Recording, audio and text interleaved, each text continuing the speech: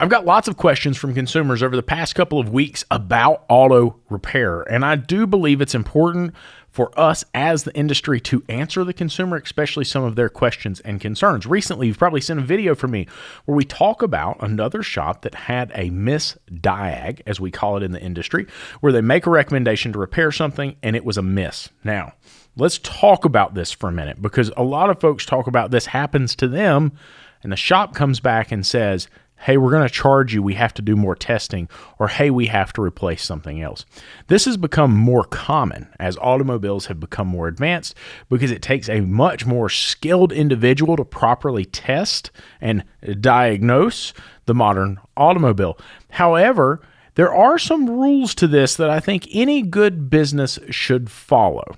And the first one is that if you make a misdiagnosis, if you look at an automobile and you are wrong, then it is your responsibility to make it right for that consumer. So, Mr. Consumer, if you're listening to this, you've had your car at a shop, they've done some testing, they've done some inspection, and they make a recommendation, and you allow them to make that repair and it does not correct your concern, then in my opinion, they should do something to make that right.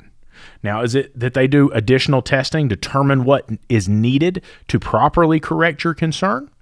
And then they make the repair. If it's something that's less expensive, they refund you for the more expensive repair. If it's something that's more expensive, maybe they help you on the additional cost associated with it.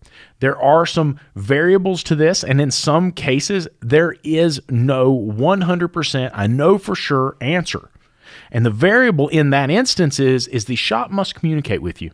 They must say, this may not fix your concern. I'm happy to take a guess. We're happy to try this and see what comes of it, but I can't promise this is going to correct the concern. We may just have to take a gamble on this. Now, that's very different. At that point, you also have a say in that decision process. Is the concern worth dealing with this right now, taking a gamble, seeing if it corrects it?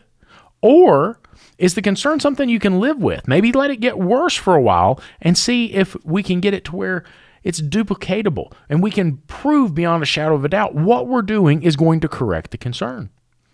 You see, we both have a common desired outcome, and that's that your automobile is properly repaired. We have to work together to accomplish this, and communication is key. Now, if you're working with a shop and they have inspected or tested your automobile and they've made a recommendation, I always recommend just asking, hey, help me understand what happens if this doesn't correct my concern. That's going to give you some serious insight into what type of shop you're working with.